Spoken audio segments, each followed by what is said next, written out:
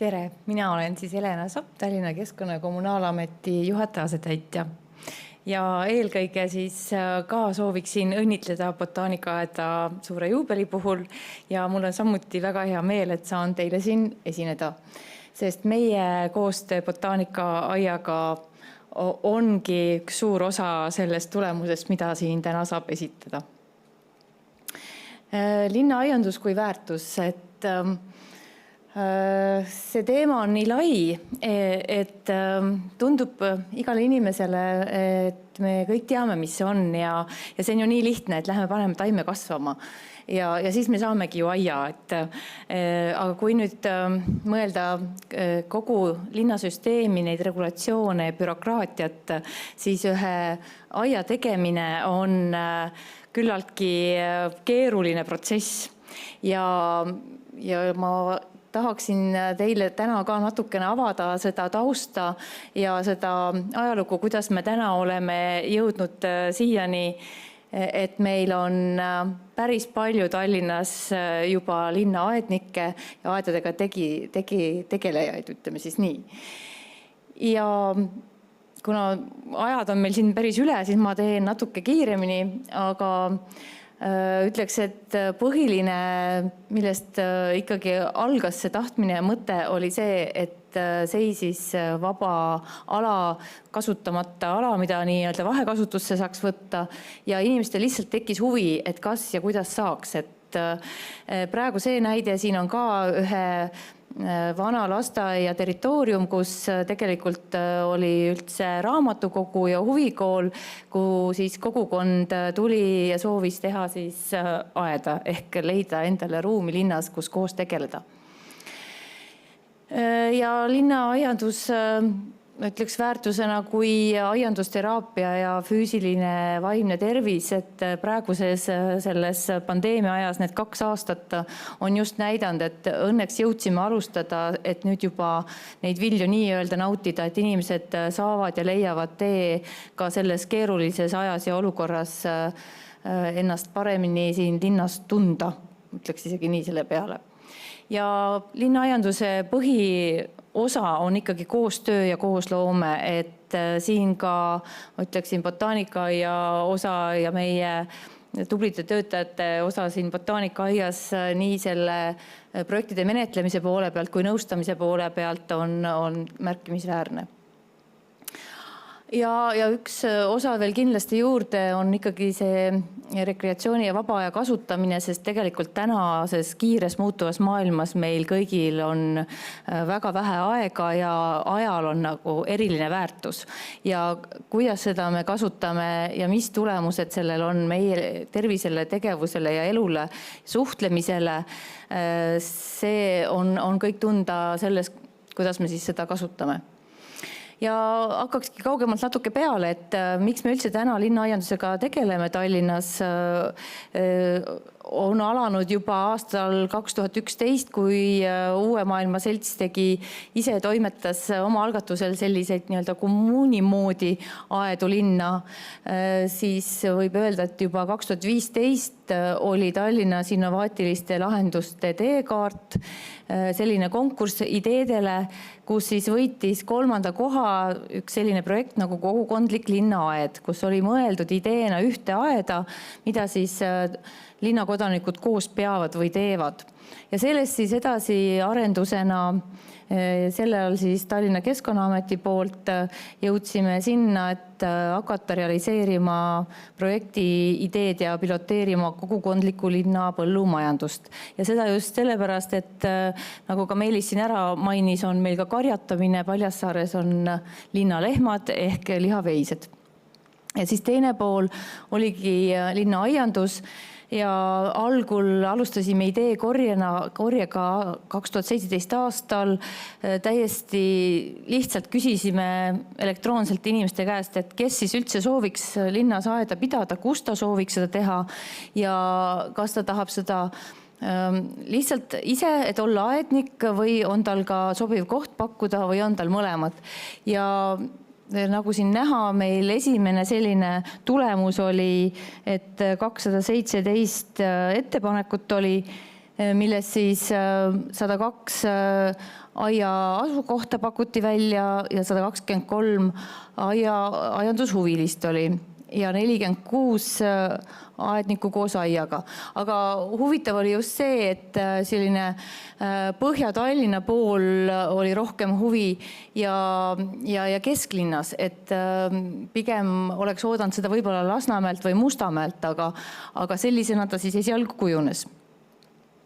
Ja me alustasimegi siis 2017, siin vasakul pool piltidel on nüüd meie pilootprojekt, kus me rääkisime siis läbi nende huvilistega ja sellised nagu seltskonnad või huvigrupid tekkisid 9 kohta, kus siis meie pakkusime omalt poolt kastid ja mulla, et võimaluse seda aiandust proovida ja nemad pidid ise seda aeda nii-öelda pidama, aga ega see kogemus näitaski meile ära, et õhina põhisus üksi ei vea välja.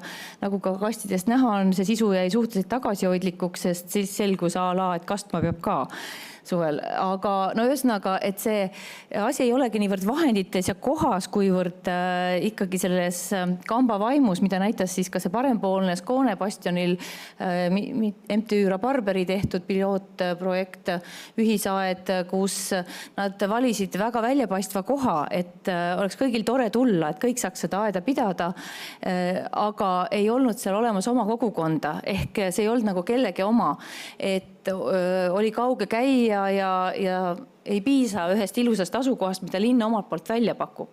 Et sellega tahan ka nagu seda just öelda, et see tahe peab tulema inimestelt, kogukonnalt, seltskonnalt. Aga edasi siis Möldritee selts oli ka meil üks nende kastide tarbija, kes toimetab juba pikemat aega ja suhteliselt iseseisvalt. Aga tänaseks oleme siis välja arendanud 3 suunda linnaaiandusele. Üks on kogukonnaaiad, teine on õppeaiad ja 3. on siis varsti käima minev ühisaed. Ja kogukonnaaiad on siis nüüd need, millest ma siin eelnevalt rääkisin, et selleks peab olema üks seltskond, üks tahe, üks eesmärk ja need on sellised ühiskondlikud avatud aiad, ehk kui nad mingis piirkonnas tegutsevad, siis sinna võivad tulla kõik selle piirkonna aednikud. Tihti võib olla ka, et tegu on vahekasutusega, et see aed peab kolima, aga sellega tuleb siis eelnevalt arvestada. Ja esimene väga hea näide, mis läkski selle initsiatiiviga siis käima, oli Laagna aed, mis on Lasnamäel ja see on nüüd sellesama siis raamatukogu ja nüüd ta on ka seemne laenutuskogu siis territooriumil. Ja siis peale seda, kui nüüd üks aed ennast õigustas, miks ma nii pikalt võib-olla peatun sellel, ongi see, et selleks, et seda maad saada tasuta kasutusse, tuleb saada volikogult vastav otsus ja kui nüüd saada linnalt toetusi, tänaseks meil on 2 rahastusmeedet, üks nii kogukonnaaedadele, teine õppeaedadele, et selleks on see oma bürokraatia taga. Et sellepärast ma ütlen, et tundub lihtne, et paneme kastid ritta, aga et need õigused kõik saada ja siis seal ühiselt tegutseda, on vaja üsna mitmekülgset tegelemist Tallinnas, ma just ütleks, et võib-olla väiksemates linnades see asi ei ole nii keeruline. Ja ütlekski siis nii, et see hea näide 2018 Laagna aiaga innustas siis teisi ka toimetama ja sellest ajast on ka Tallinna linnas tööl poole kohaga projektijuht linnaaianduses, üks suunaga kogukonnaaedadele, teine suunaga õppeaedadele. Ja ma läheks siit praegu kiiremini edasi, vajadusel tuleme veel tagasi, aga ma ütlekski siis, et mõned näited, et näiteks Ameerika aed tuli ka vahekasutusena lastestaadioni alale keset linna, seal oli ka näha, et oli vaja linnaosa valitsuse abi ja väga edukalt läks käima seal just ka probleem, prügikoristus, niitmine, sellised küsimused, mis linnas ikkagi laiemalt tekivad. Ja tänaseks on ta siis ära kolinud juba Koidu 80, kus siis koos Eesti Looduskaitse Seltsiga jagavad ühte hoovipinda. Teine näide Juhkentali selts Püssirohu tänaval. väga väike ala, mõned kastid, aga toimib juba 3 aastat ja väga hästi sobivad ka kõrghoonete vahele. Või näiteks Tallinna Ülikoolil tegid oma aatriumisse tudengitega hoopis, et mõistes kogukonnaaed väga hästi toimib. Ja Põhjalaed oli selline teistsugune näide, et see on nüüd eramaa peal ja meil linnal siis oli vaja vastavalt sõlmida leping nendega, et see oleks avalikult kasutatav ala ja nemad on ka teinud väikse kolimise läbi tänaseks, aga see on üks võib-olla kõige sisukam ja tihedamini käima läinud sellises vaba aja veetmise vormis ala, ütleks. Paeaed Lasnamäel, teine aed juurde, territoorium ju suur, väga hästi toimib. Priislaaed jälle hoopiski järgmine näide sellest, et linna poolt sai tehtud korda Priisle park ja sinna nagu arvestati linnaaia ala ehk ei olnud kogukonda ja oli ruum. Ja päris kiiresti tekkis sinna ümber kogukond, kui panime sinna kastid ja see põhimõte ongi, et iga kogukond valib endale ise selle stiili, mismoodi ta seda aeda rajab, mida ta seal kasvatab või milliseid tegevusi teeb, sest eesmärk on läbi selle aia siiski keskkonnateadlikkuse tõstmine ja selline sotsialiseerumine. Mustamäel näiteks ka tuli aed hoopiski päevakeskuse ja noortekeskuse ühisele territooriumile väga hästi ka käima läinud, nii et Mustamäel sellel aastal tuli juba teine aed juurde Kännu-Kuke raamatukogu juurde näiteks. Ja nüüd Pelguaed on ka üks selline näide, mis tuli nii-öelda Tühermaale, mis siis nüüd edasi liigub ka selle Putukaväila projekti mahtu ja koos siit arendatakse edasi siis see 3. vorm ühisaed. Kadrioru aed, mis tuli nüüd siis järgmine 20 aastal, see on nüüd siis esimene aasta, kui oli ka meil rahastusmeede. Ja ütleks selle kohta ka, et Kadriorus, kus on väga stiilsed majad ja linnaruum, on sinna leitud väga sobiv stiil kastidele ja see aed väga hästi sobitub. Padriku aed tuli Piritale, üks väike tore aed, ei ole väga palju aednikke seal, aga 10 leibkonda ja ühine tegemine jälle oma vorm. Ja meie kodulehel ongi siis võimalik näha kõiki neid aedu, leida need aadressid ja saate ise neid külastada. Et nagu näha praegu on juba siis üle linna meil kõik juba aedadega kaetud ja tänaseks on meil siis 21 kogukonna aeda. Kindlasti on võib-olla mõned veel, kes ei ole meile endast teada andnud, aga juba kas on loonud või loomas. Ja siin on siis valdavalt need, kes on saanud linna poolt kas siis nõustamist, toetamist rahaliselt või siis ka muul viisil.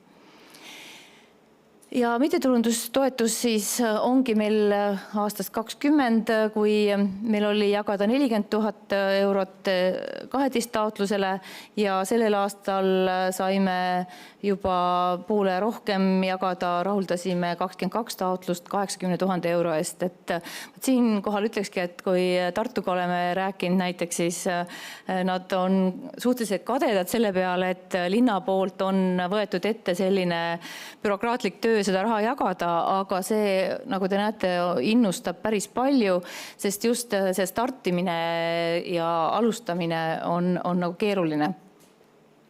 Ja teine suund on siis õppeaedade suund, kus siis õppeaiad on mõistes kõik linnaasutused. Et me tegime ta sellepärast eraldi, et me vaatasime 18 aastal küsisime uuringu, tegime, oli 60 asutust, lasteaedu, koole, kes olid huvilised 300 ja 19 aastal piloteerisime, esimesi oli 24 aeda, kes soovisid tegeleda aiandusega, aga siis oli näha, et see huvi kasvab nii kiiresti, et me kindlasti peame nendega eraldi tegelema ja siis siit ütlekski, et see maht on nüüd kohe oluliselt suurem ja kasvanud veel kiiremini, kuna asutus on olemas, territoorium on olemas, aga pigem olid vahendeid puudu ja sihitusega tegelemine puudu. Praegu veel on meil selle nädala lõpuni Tammsaare pargis õppeaedade näitus, soovitan minna vaatama. Nii et meil on juba siis praegu seal 15 asutuse näitus, aga ma ütleks, et meil on tänaseks juba 18 000 väikest ja suurt aednikku 100 õppeaias.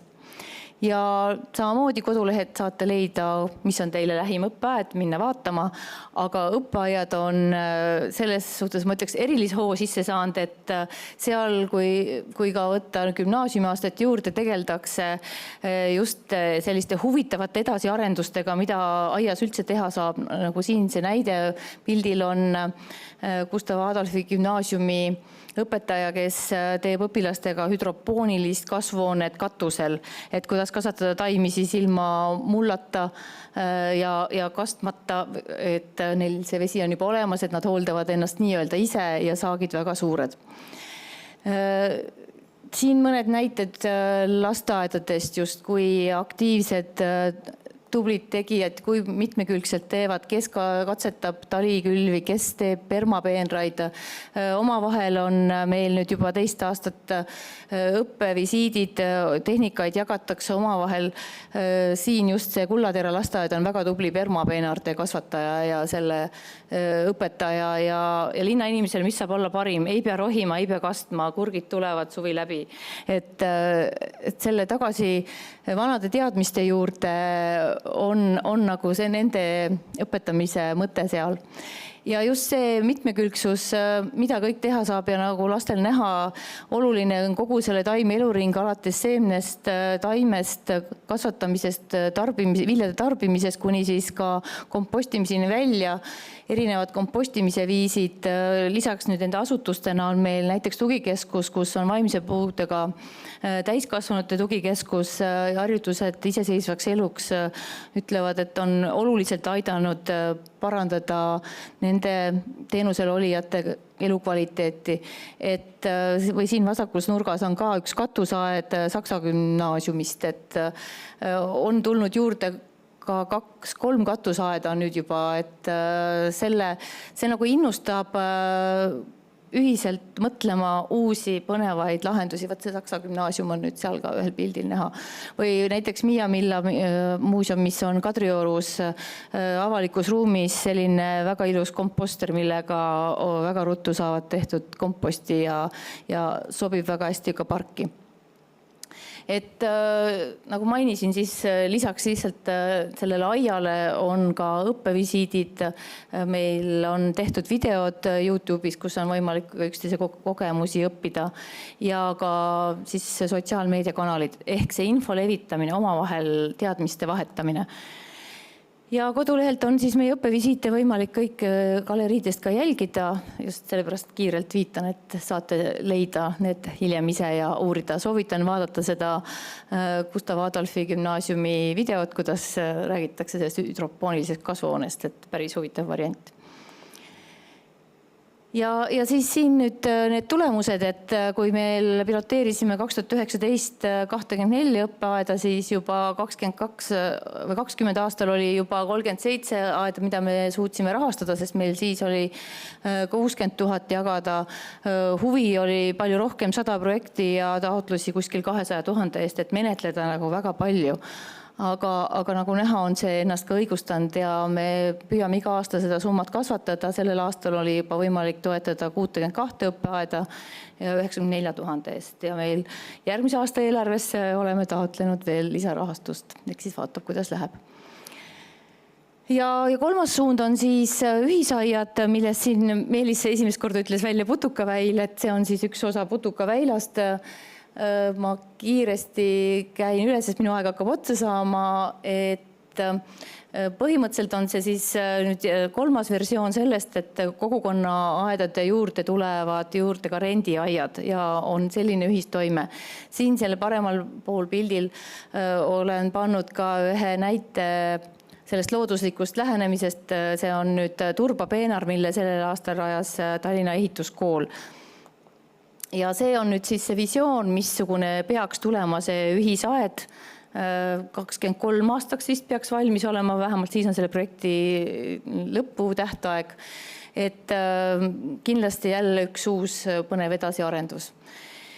Ja eks eesmärgid on enam-vähem samad, mis kogukonnaaedadel, aga siis just nimelt see rendiaedade oma selline võib-olla natuke privaatsem pool ja võimalus siis ka individuaalsemalt toimetada.